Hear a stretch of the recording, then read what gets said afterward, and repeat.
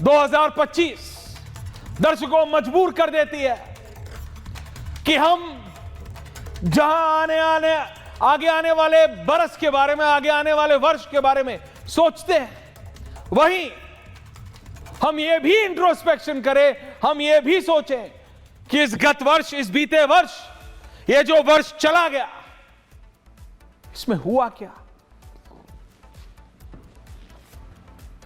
इसमें क्या क्या घटनाएं घटी, क्या यह बेहतर तरीके से हैंडल किया जा सकता था। और ये माइक्रो और मैक्रो दोनों लेवल पे देखना पड़ता है। ये हमें अपने पर्सनल लेवल पे भी, पारिवारिक स्तर पर भी, प्रोफेशनल स्तर पर भी और देश के स्तर पर भी, कि क्या जो मैंने 2025 में किया मैं उसको बेहतर तरीके से कर सकता था, क्या मैं उसका क्रियान्वयन बेहतर तरीके से कर सकता था।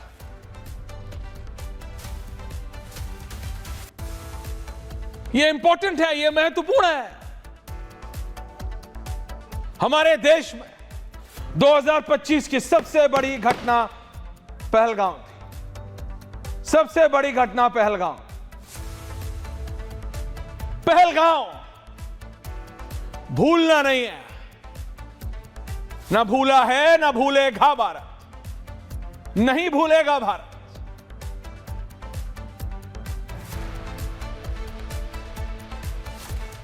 वो निहत्ते लोग घूमने गए थे जम्मू कश्मीर, क्योंकि एक ऐसी धारणा बना दी गई थी कि कश्मीर बिल्कुल ठीक है, जम्मू कश्मीर इज नॉर्मल, जम्मू कश्मीर बिल्कुल नॉर्मल है, जम्मू कश्मीर में कोई दिक्कत नहीं है, जम्मू कश्मीर ऐसा है जैसे दिल्ली का कनॉट प्लेस, जाओ आओ घूम के आ जाओ। यह मानना पड़ेगा आज हमें 31 दिसंबर 2025 को कि हमने अपना गार्ड डाउन किया था। हमारी सरकार का गार्ड डाउन था, हमारी एजेंसीज का गार्ड डाउन था, तभी पहलगाम हुआ। और आपको याद है 2008 का मुंबई अटैक, कसाब, वो कसाब की तस्वीर जो एक फोटोग्राफर ने उस समय टाइम्स ऑफ इंडिया की बिल्डिंग से कैमरे से खींच के चलाई, सब लोग स्तब्ध रह गए कि ये क्या हो गया। उस मुंबई के अटैक में सबको मारा था एक साथ, देखा नहीं था कौन क्या हिंदुस्तानी है, जो दिखा मारो। यहां पहलगाम में मुसलमान नहीं हो इसलिए मारा, हिंदू हो मारो, नाम पूछा, पेंट उतरवाई, कलमा पढ़वाया, फिर मारा, फिर मारा। उस दिन सरकार को भी और इस देश के 140 करोड़ भारतीयों को भी समझ आ गया था कि we have to get up, we have to retaliate. और यह पाकिस्तान को भी पता था कि भारत रिटेलिएट करेगा। मुझे याद है हर दिन पत्रकार के तौर पे अपने सूत्रों से लोगों से बातचीत, कब, when are we hitting them back, when are we hitting them back, कब निस्तो नाबूद कर रहे हैं पाकिस्तान को, कब। रोष था, गुस्सा था। और ये तस्वीर जो चल रही है इस समय, ये वो पहली तस्वीर है, ग्रेनी पिक्चर आई थी, दिख नहीं रहा था साफ, लेकिन फिर भी जब ये पहली तस्वीर आई, रात के 12:45 की बात है, घर से भाग के वापस आया था मैं ऑफिस कि ऑपरेशन इज ऑन। और वो 8 घंटे भारत सरकार बता नहीं रही है, पाकिस्तान बोल रहा है भारत ने मार दिया। सुबह 8 बजे वो प्रेस कॉन्फ्रेंस, और वो सारी रात, और आज तक ऑपरेशन सिंदूर से जुड़ी कई ऐसी चीजें हैं जो सरकार ने नहीं बताई। लेकिन एक बात मैं बता सकता हूं कि इस बार हमको 14 दिन लगे, 15 दिन लगे, अगर अब ऑपरेशन सिंदूर 2.0 हुआ तो सरकार ने इस बात की तो कंट्रोल कर लिया है, या इस बात को पूरा पुख्ता कर लिया है कि 48 घंटे से ज्यादा लगेगा नहीं रिटेलिएट करने में, अपने दुश्मन को नेस्तोनाबूद करने में। हमें मालूम था एक तरफ तुर्की से मदद है, दूसरी तरफ चीन से, लेकिन फिर भी यह 2025 की सबसे बड़ी घटना थी, जिसके बाद, पहलगाम के बाद, हमने ऑपरेशन सिंदूर किया।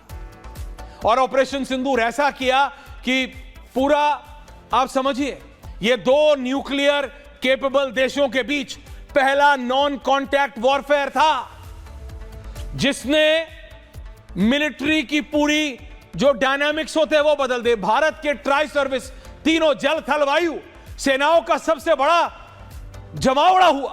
पूरा वेस्टर्न थिएटर, पूरा वेस्टर्न थिएटर, ये अरब की खाड़ी वाला, अरेबियन सी, पूरा एयरफोर्स, आर्मी, नेवी, तीनों, आईएनएस विक्रांत, वहां पाकिस्तान की एयरफोर्स 300 किलोमीटर दूर थी, उनकी नेवी बर्बाद। लेकिन फिर क्या हुआ? हमने उनको मारा और 7 या 8 तारीख तक हमने जो नुकसान करना था हमने कर दिया था पाकिस्तान का। उसके बाद वो ड्रोन आए, ड्रोन गए, वो सब दिखावा था। पाकिस्तान फेस सेविंग कर रहा था, उसमें कुछ था नहीं। वो 4-5 किलो एक्सप्लोसिव लेके उनका छोटा ड्रोन, चाइनीज तुर्की ड्रोन लाया, वो सिर्फ जमीन में गड्ढा कर सकता था और कुछ नहीं। हाँ, कैमरे पे दिखते थे कि 40 ड्रोन आ रहे हैं, 50 ड्रोन आ रहे हैं। हमारे रिपोर्टर वहां खड़े थे, हम देख रहे थे 1 आ रहा है, 2 आ रहा है, 3 आ रहा है। जंग हम जीत चुके थे 7-8 तारीख तक। जो नुकसान हमें करना था, एक बहुत महत्वपूर्ण सूत्र ने हमें उस समय बताया था 7 तारीख की शाम को कि we have done what we targeted, we have achieved what we aimed for. हमें जो करना था हम कर चुके। लेकिन वो पाकिस्तान है, हमें लगा था हमने पाकिस्तान को मारा, पाकिस्तान खत्म हो गया। ये हमारी गलती थी, ये हमारी गलती थी, क्योंकि नई दिल्ली का अटैक, चांदनी चौक का अटैक, लाल किले का अटैक क्या था? पाकिस्तान का कमबैक था और वो हमने होने दिया। चांदनी चौक की मेन मार्केट के सामने, उस रेड लाइट के सामने, जहां एक तरफ लाल किला और दूसरी तरफ चांदनी चौक की सबसे ज्यादा पॉपुलेटेड मार्केट, वहां वो ब्लास्ट हुआ, वहां वो ब्लास्ट हुआ। ये 3 घटनाएं वो हैं जो इस पूरे साल की सबसे महत्वपूर्ण और डिस्टर्बिंग घटना है। ये अल फलाह निकल के आया, इससे पता लगा कि सिर्फ वही आतंकवादी नहीं बनते जो गुर्बत में जीते हैं, जिनके पास कुछ नहीं होता। इनके पास लाखों रुपए की कमाई हर महीने आ रही थी, तनख्वाहें आ रही थी, एमबीबीएस एमडी डॉक्टर हैं। ये इंडोक्ट्रिनेशन है, मेंटल इंडोक्ट्रिनेशन। बूंद बूंद बूंद बूंद बूंद करके अपने ही देश हिंदुस्तान के खिलाफ जहर भरा गया है इनके दिमाग में। पढ़ाई इन्होंने जान बचाने की लेकिन काम जान लेने का किया। लेकिन कहीं ना कहीं हमारी सरकार का गार्ड डाउन था। लेकिन ऐसा ही नहीं कि सिर्फ इसी तरह की घटनाएं हुई हैं। महाकुंभ भी हुआ। Change of visuals, if you don't have visuals move full frame.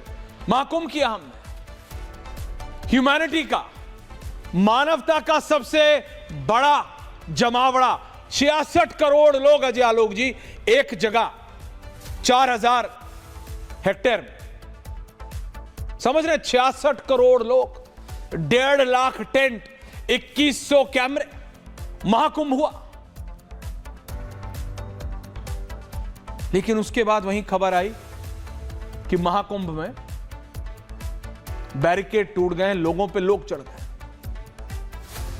वो बहुत डिस्टर्बिंग विजुअल, नहीं होना चाहिए था, लेकिन हो गया। आज तक इससे पहले हिंदुस्तान में छोड़िए, एशिया में छोड़िए, पूरे संसार में इतना बड़ा जमावड़ा नहीं हुआ। और जो लोग पूछते हैं 66 करोड़ नहीं आए, नहीं आए, नहीं आए, सरकार का आंकड़ा है। मेरी एक बड़े अफसर से बात हुई, उन्होंने कहा इन लोगों को समझ नहीं आएगा ऐश्वर्या जी, हमने जो टेक्निक एआई कैमरास की यूज की है, एक एक आदमी नोटेड है, एक एक आदमी, एवरी सिंगल इंडिविजुअल। ये वो तबाही का मंजर। जब आगे लोग सो रहे थे, पीछे से लोग आए, कुछ यूथ आए, आगे चढ़े गए। वो स्नान करने जाना है, मौनी अमावस्या का दिन था, चढ़ गए लोग एक के ऊपर एक, चढ़ गए। हम दिसंबर में हैं, ध्वजारोहण कैसे भूल सकते हैं? राम मंदिर का ध्वजारोहण भूल सकते हैं? नहीं भूल सकते। आरएसएस के 100 साल पूरे हुए, ध्वजारोहण का दूसरी वर्षगांठ, अब पूरा मंदिर बन गया है। लोगों से बर्दाश्त नहीं हुआ कि प्रधानमंत्री, आरएसएस चीफ मोहन भागवत और योगी आदित्यनाथ तीनों एक फ्रेम में, यह तस्वीर देख के न जाने कितने राजनीतिक दल जल भुन गए साहब, जल भुन गए, ओवरटोस्ट हो गए, जैसे ब्रेड जल जाती है, दोनों तरफ से जैसे जल जाती है वैसे जल गए कई राजनेता इस तिकड़ी को देख के। प्रधानमंत्री मोदी, आरएसएस प्रमुख मोहन भागवत और उत्तर प्रदेश के मुख्यमंत्री रामलला के दर्शन करते हुए लोग जल गए साहब। वो ध्वजारोहण जब हुआ, जिसमें ओम भी है, शक्ति का निशान भी है, पेड़ भी है, सब है, सनातन की ये एक जीत है। लेकिन कुछ लोगों से बर्दाश्त नहीं होता। लेकिन वहीं इस वर्ष एयर इंडिया का क्रैश हुआ, जिसका जवाब अभी तक नहीं दिया है, अभी तक ना उस कंपनी ने ना किसी ने। सिर्फ सबसे आसान काम किया, पायलट को ब्लेम कर दिया, सिर्फ पायलट को ब्लेम कर दिया। एयर इंडिया, लोग मरे, जवाब नहीं। यह बोल दिया पायलट ने वो फ्यूल जिससे आता है वो स्विच बंद कर दिया। पायलट नहीं, नर्सरी का बच्चा था, उसे नहीं पता है वो बंद करेगा तो उसकी भी जान जाएगी। जवाब नहीं मिला है और ना सरकार ने पूछा है बोइंग से। 787-8 ड्रीमलाइनर था वो, उसका जवाब नहीं मिला है अभी तक। पूछता है भारत, कब तक नहीं मिलेगा? 25 का आखिरी दिन है आज। और क्योंकि बात सिविल एविएशन की हो रही है तो इंडिगो को कैसे छोड़ दें? इतना बड़ा विशाल काय दिक्कत हिंदुस्तान में, 140 प्लस करोड़ का देश है। बड़े बड़े अफसरों से मैंने बात की, बोले भाई हम क्या करेंगे, हम एयरलाइन बनाएंगे क्या, हम नियम बनाते हैं क्या, हम उनके लिए प्रॉफिटेबल बना दे। हमने थोड़ी स्पाइस जेट बंद कर दी, हमने थोड़ी जेट एयरवेज बंद कर दी, हमने थोड़ी किंगफिशर बंद कर दी, बंद नहीं कर दी। लेकिन इंडिगो की ये मोनोपोली डुओपोली ये कैसे होने दी? मोनोपोली होता है एक आदमी का, एक छत्रराज, डुओपोली होता है दो लोगों का। ये दो ही हैं, एयर इंडिया जो टाटा के पास है और इंडिगो। आपको पता है इंडिगो 60% हवाई जहाज चलाता है इस देश में। इस देश के लोगों को उड़ना, इसका मतलब यह नहीं कि आप दो ही लोगों के बीच में खेलेंगे और एक पार्टी यानी इंडिगो उसमें से 140 करोड़ लोगों को रैंसम कर लेगी। मतलब हमारा हाथ ऐंठाया गया, सरकार का हाथ ऐंठाया इंडिगो ने, सरकार का, और बोला ये नियम नहीं मानेंगे। नियम मनवाओगे, लो तबाही, लो त्रासदी, लो प्लेन नहीं उड़ेंगे। पूरे देश भर में प्लेन उड़ने बंद हो गए। किसी का एग्जाम छूट रहा है, किसी की शादी छूट रही है, कि कोई मां अपने बच्चे से नहीं मिल पा रही, कोई बच्चा अपने दादा से नहीं मिल पा रहा। मजाक बन गया पूरे विश्व में। फिर सरकार आई, एक्शन किया, सरकार ने ट्रैक बैक किया, नियम वापस लिए। लेकिन क्या अभी तक इसका सॉल्यूशन निकला? लॉन्ग टर्म सॉल्यूशन निकला? नहीं निकला। क्योंकि जब तक मोनोपोली डुओपोली रहेगा, एक छत्रराज या दो ही प्लेयर रहेंगे, इतनी बड़ी मार्केट में 140 प्लस करोड़ लोगों की मार्केट में, तो कैसे चलेगा? नहीं होगा।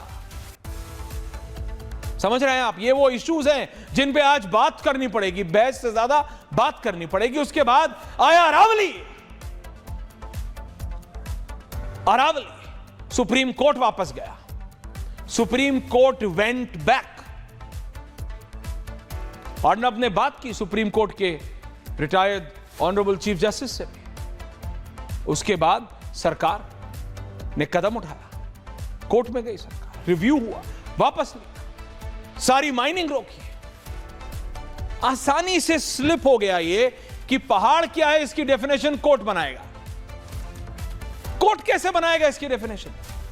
और बहुत शांति से सारे पक्ष चुप रहे, सत्ता में बैठे भी और विपक्ष में बैठे भी सब चुप रहे। क्यों? वो जानते हैं। लेकिन कोर्ट ने धीरे से कर दिया। फिर जब सवाल उठे तो सब कड़कड़ वापस, उल्टे पैर। ये वो सारी चीजें जो 26 में नहीं होनी चाहिए। अरावली है, समझिए, साफ हवा, साफ पानी, साफ, इसके लिए तो आदमी मर रहा है। ये वो सारी चीजें हैं जिस पे बहस होगी, जिस पे बात होगी।